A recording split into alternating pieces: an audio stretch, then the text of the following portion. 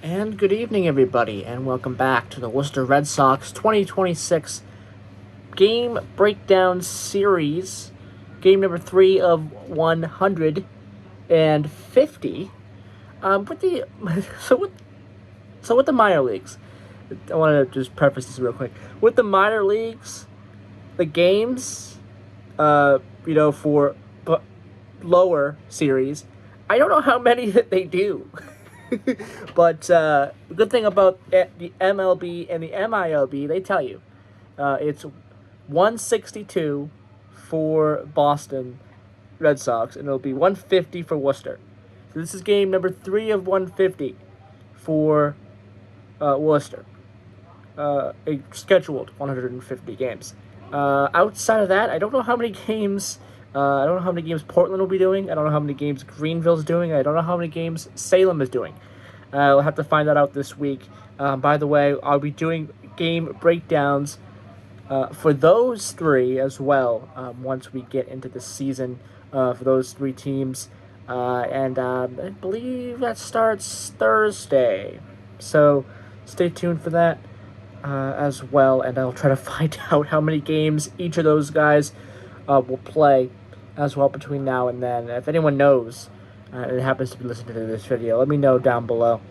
I'll try to do some research before Thursday and find out how many games actually will be happening. I'm going to try to listen to a lot of those games too. You know, there will be some games where I don't listen to them, and it'll just be a breakdown with, not much extra commentary about the game. Like today, like this game here, game number 3, I didn't really listen to it, so there won't be any extra commentary as to what happened in the game, just the stats. But a lot of the games, there will be, because I'll be listening to them.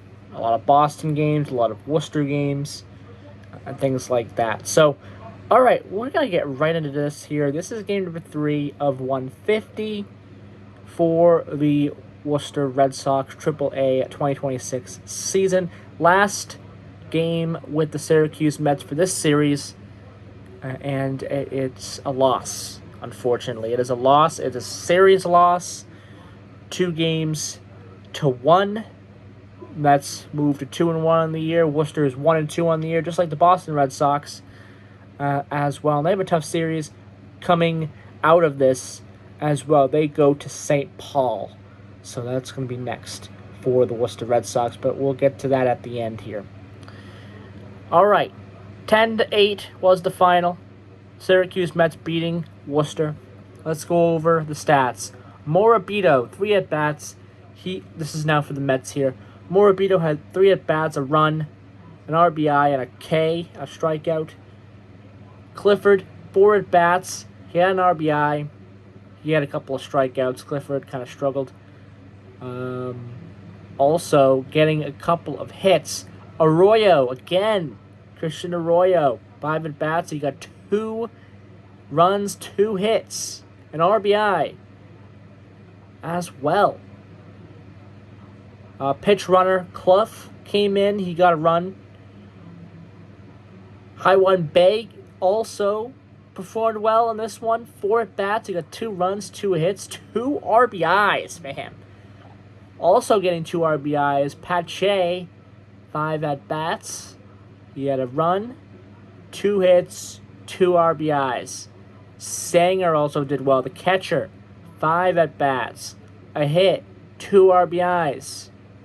So the Mets really did well. 8 hits. Really did very well. Home runs, yes, you had one. You had Haiwan Bay with a home run in the 9th inning. So he's pretty good. He's pretty good for the Mets here in this game. Stolen bases. Looks like a lot of stolen bases for the base running for this Syracuse Mets team. Morabito, Clifford, Rojas, Arroyo, and Pache as well. So a lot of stolen bases for Syracuse, which sucks for the Worcester Red Sox. Fielding was really good as well for the Syracuse Mets. There we go. My camera goes blurry. I fixed that up. But yeah, just not great for Worcester on some of the fielding. Pitchers. Conley got the start, it looks like. Bryce Conley. He had 2.2 innings pitched, 2 hits, 3 runs given up, 3 earned runs, 2 Ks. Terrible start for him. He gets replaced by Gomez. 1 hit, 1 run, 1 earned run. And then the rest of the batters there kind of struggle. Again, this was a very a very big struggle for both pitchers here. It's not great performances for either pitchers, either sides of the pitchers there. Now, we'll go to Worcester's pitchers, and then we'll talk about their offense, and then we'll talk about Polar Park and the attendance for this game as well at the time and things like that, and then we'll get out of here. We'll talk about St. Paul real quick, and then we'll get out of here. And that next video will be tomorrow, the first game of a 6-game series with the St. Paul. I'm forgetting the name of the team, but the St. Paul team. They are in Minneapolis, St. Paul. So we'll be traveling out there as well. So, okay, back to Worcester. The pitchers, Peyton Tolley, with the start, he got 4 innings in this one. 5 hits, 6 runs, 4 earned runs, 2 walks, 6 strikeouts. So a very big mixed bag for him. Giving up a lot of runs. Ouch. But strikeouts, okay, that's something to build up on. But ouch, a lot of runs given up. Not great. Kelly came in, 2 innings pitched, a hit, and that was it, a strikeout. He did very well. Kind of settled things down. Keller was saddled with the loss. By the way, for the Mets, real quick, Joe Jacquise got the win. He got the decision. He got the win. Keller saddled with the loss. 1.1 innings pitched, 2 hits, 2 runs, 2 earned runs, 2 strikeouts, a walk given up, a home run given up. Terrible for him, and he is saddled with the loss. Real quick, some of the other things going on. 44-degree weather for yesterday's game. Sunny. Wind still a problem. Wind has been a problem for the past, I don't know how long here in this area. A week, 2 weeks. It's been constantly windy for some reason. It was windy again today. But 14 miles per hour wind out to center field in this one. First pitch was 1:06 p.m. Time for the game. A little over 3 hours, so a pretty long game. You're going to see that. You're going to see a lot of 3-hour games. Attendance a little bit higher, 48,063 for Polar Park. And again, we've traveled today to St. Paul, and then that series gets underway tomorrow. And we'll real quick here give you a preview tomorrow's game.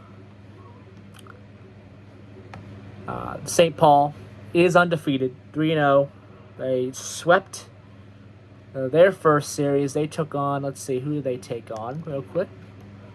I will tell you in just 1 second. They faced Indianapolis, and they swept them. So they're undefeated to start the year.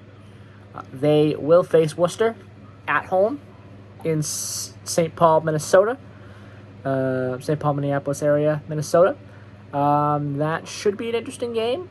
Should be an interesting series. Again, I believe it's a 6-game series, the first 6-game series of the year.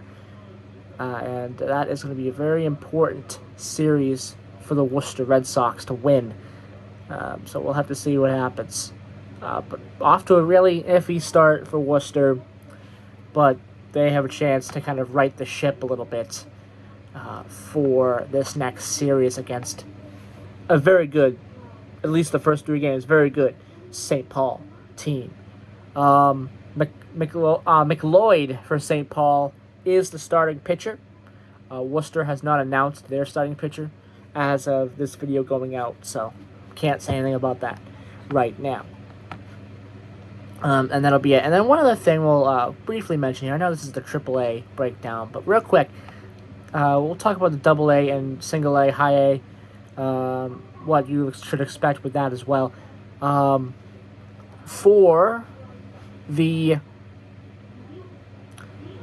Portland Sea Dogs, the season gets underway on Thursday for AA, but Portland is not involved in Thursday's games.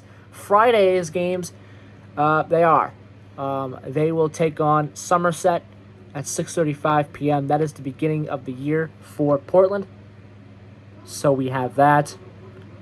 For High A, different story. Greenville does play on Thursday. They'll have a 4-game series with Greensboro, and that's High A, Greensboro Drive. They'll have that 4-game series with Greensboro, who did very, very well last year. I believe they were the champion last year, if I'm not mistaken. They were one of the champions. So, very good team, Greensboro is. So, that's going to be a very tough 4-game series to start the year for Greensboro. And finally, I won't dwell on it here. We'll get into it. We'll get into Salem. We're gonna get into the Salem Ridgejacks. We're gonna get into that particular rebrand. I'll have a separate video on that. You know what? I'll have a separate video on that probably Wednesday, talking just about the rebrand for the Salem Red Sox. What a terrible rebrand. And I'll get into it. What my thoughts are on that. But before their breakdown series begins, just get my thoughts out there, and just get that out of my system, because boy, horrible rebrand. But they will on Thursday also have a 4-game series starting up for their first series of the year. That's against Delmarva. That is the single A affiliate of the Baltimore Orioles. Baltimore Orioles had some changes with their affiliates as well this year. The Fredericksburg Keys, I believe, are back. So that is a big deal for them. I believe that's a AA affiliate. So that's a big deal for Delmarva. For the Baltimore Orioles organization. There we go. But that's a little bit of a preview about what's coming up on this channel in the coming week. Again, I'll probably have that Salem Ridgejacks video up on Wednesday, and then we'll start the breakdown series on Thursday.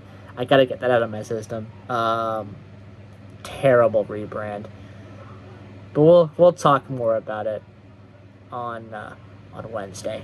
It'll be a short video. I won't go too crazy on it, but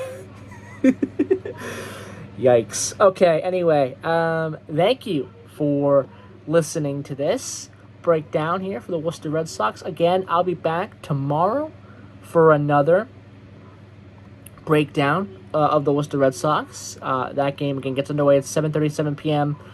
I don't know which game I'm going to be watching, if it's going to be the Boston and the Houston game, the Boston Red Sox and the Houston game, or Worcester and St. Paul. I'm not sure yet. I'll find out tomorrow. But tonight is Boston and Houston. I'll be listening to that here in about a little bit over a half hour from now when this video comes out. So anyway, that'll do it for today's program. Today's video. This video has been a little bit long. I apologize for that. Rambling on a little bit on some things, but a lot of these videos are going to try to be very, very short, sub 10-minute videos. But this one I rambled on a little bit about some other stuff. But thank you for listening to today's video, and I will be back tomorrow for another Worcester Red Sox breakdown. Bye-bye.